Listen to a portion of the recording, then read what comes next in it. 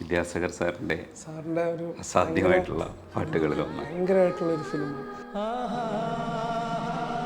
അങ്ങനെയുള്ള ഫിലിംസ് നമുക്ക് ഇനിയും വരണം മലയാളത്തിൽ. ചിലർ ഈ പാട്ട് കേട്ട കരയും.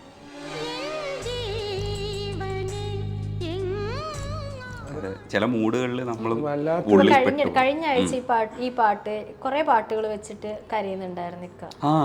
ഭയങ്കര കരച്ചിലായിരുന്നു. കാരണം ഐ മിസ് ഈ ഒരു കാലഘട്ടം ഭയങ്കരമായിട്ട്. ഈ ഒരു കാലഘട്ടം കടന്നുപോയ ഒരു മ്യൂസീഷ്യനാണ്. അത് ഭയങ്കരമായിട്ട് മിസ്സാവാണ് ആ സംഗീതം. നമ്മുടെ മലയാളികളുടെ ഒരു വളരെ സ്വകാര്യമായിട്ടുള്ളൊരു സ്വത്താണ് ഈ സാഹിത്യവും ഈ സിംഗേഴ്സും. ഇങ്ങനെയുള്ള എന്താ പറയുക, കർണാടക സംഗീതം, ഹിന്ദുസ്ഥാനി സംഗീതം, അതിൽ നിന്നൊക്കെ നമ്മൾ ഒരുപാട് ബഹദൂരം വേറിട്ട് പോയി. നമ്മൾ ഒരുപാട് അകലെ നിന്നിപ്പം നിൽക്കുക നമ്മൾ. അപ്പം എപ്പോഴും ആലോചിക്കുക, എന്തുകൊണ്ട് നമുക്ക് ഈ ഒരു സംഗീതം എന്തുകൊണ്ടാണ് നമ്മുടെ സിനിമകളിൽ വരാത്ത, അതുപോലുള്ള കഥകൾ വരുന്നില്ല, അതുപോലുള്ള എന്താ പറയുക, ആ ഒരു ടീം അങ്ങനത്തെ ഒരു പ്രോജക്ട്സ് നടക്കുന്നില്ല. ഇപ്പോൾ നമ്മൾ ഓഡിയോ കാസറ്റ്സ് എന്നൊക്കെ പറയുമല്ലോ, ഓഡിയോ കാസറ്റ്സ് എപ്പോഴും നമുക്കൊരു പേഴ്സണൽ അറ്റാച്ച്മെൻറ്റ് വരും. ഇപ്പോൾ എനിക്ക് ഇപ്പോഴും ഓർമ്മയുണ്ട് മീശ മാധവൻ. ഞാൻ പണ്ട് എൻ്റെ കസിൻസിനെ കാണാൻ അബുദാബി പോകുമ്പം അവിടെ ഉണ്ടായിരുന്ന ലുലു ഉണ്ട്, ലുലു ഷോപ്പിംഗ് മോളുണ്ട്. അവിടെ നിന്നാണ് ഞാൻ ഈ മീശ മാധവൻ ഓഡിയോ കാസ്റ്റ്, ഇപ്പോഴും എൻ്റെ കയ്യിൽ ആ ഓഡിയോ കാസ്റ്റ് ഉണ്ട്.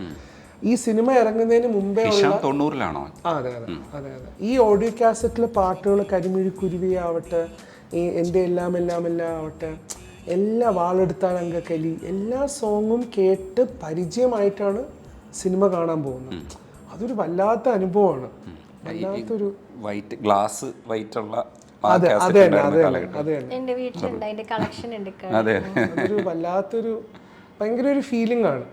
ചിലതൊക്കെ നൊസ്റ്റാൾജിയാണ്, പക്ഷെ അതൊന്നും നമുക്കിനി തിരിച്ച് അതെന്തുകൊണ്ട് ഓഡിയോ കാസറ്റ്സ് ഉണ്ടാവുന്നില്ല എന്ന് നമ്മൾ ചിന്തിച്ചിട്ട് കാര്യമില്ല. You have to move on. പക്ഷെ ഇങ്ങനെയുള്ള സംഗീതം എന്തുകൊണ്ട് നമുക്ക് മലയാളത്തിൽ വരാത്തതെന്നുള്ളൊരു വലിയൊരു ക്വസ്റ്റ്യൻ എപ്പോഴും ഓർക്കുക. എന്തുകൊണ്ടാണെന്ന് വെച്ചാൽ ഇപ്പം നമ്മുടെ റിയാലിറ്റി ഷോയിൽ നമ്മൾ കാണുമ്പം ഭൂരിഭാഗം കുട്ടികൾ 7 വയസ്സോടെ 8 വയസ്സ് ചെറിയ കുട്ടികൾ ഇപ്പോഴും പാടുന്ന ദേവസഭാതലമാണ്.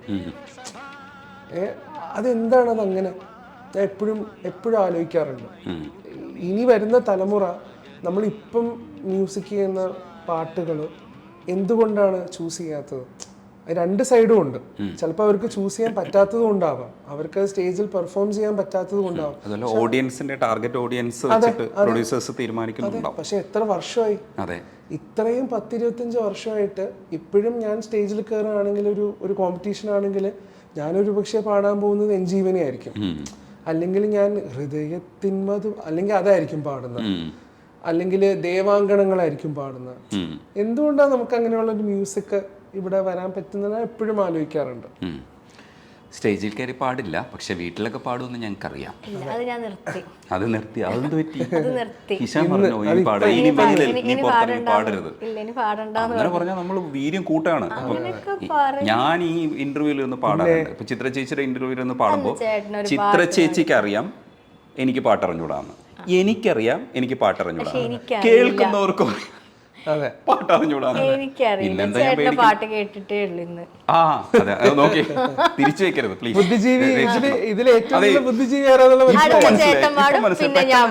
ക്വസ്റ്റ്യൻ കണ്ടോ?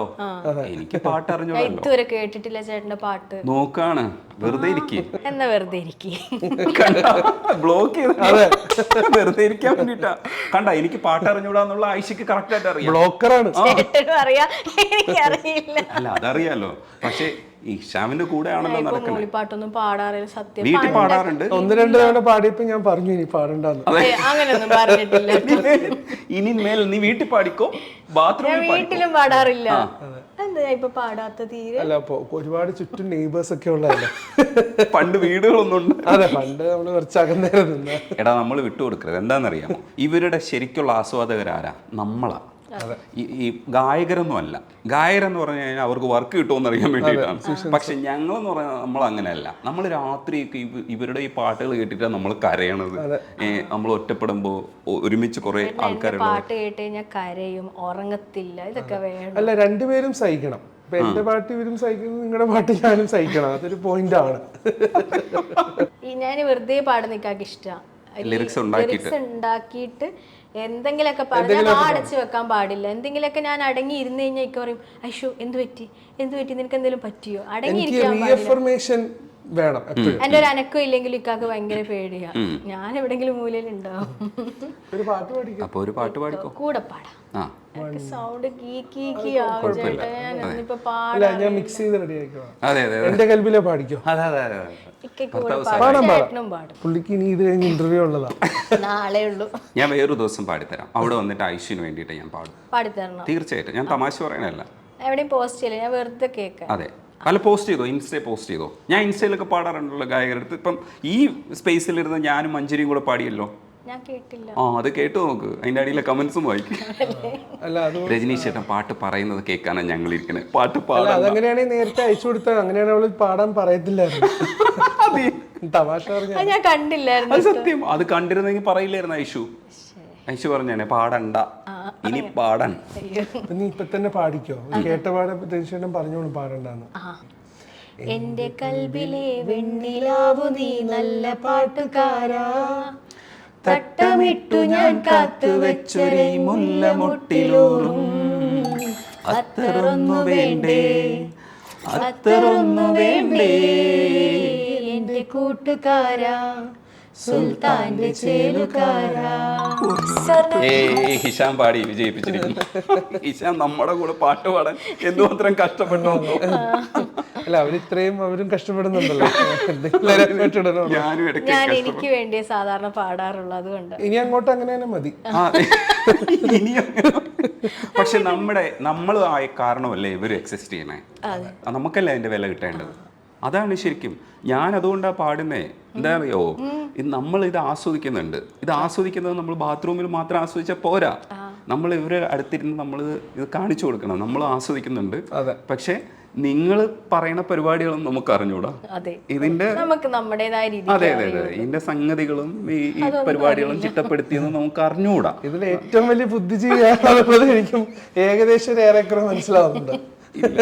ആയിഷ തന്നെയാണ് ലീഡ് ചെയ്യുന്നത്. ആയിഷ ഇരുന്ന് അങ്ങനെ പറയുന്നില്ല, ആൻസർ പറയുന്നില്ല.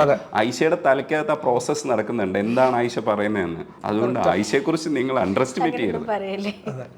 ആയിഷ ശരിക്കും ബുദ്ധിമതിയല്ലേ? ആയിഷയല്ലേ ഇതിൽ ഏറ്റവും കൂടുതൽ ബുദ്ധിയുള്ള ആള്? ഇക്കാനേക്കാളും അതെ.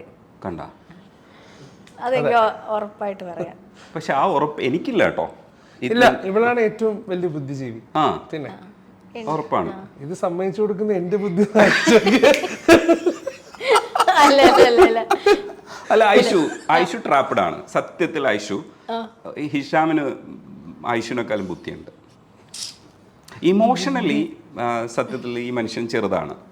അതായത് ഈ മനുഷ്യൻ ചെറിയ ആളാണ്. ഒരു 10-14 വയസ്സൊക്കെ ആയിരിക്കാം ചിലപ്പോൾ ഇമോഷൻസിന്റെ കാര്യത്തിൽ.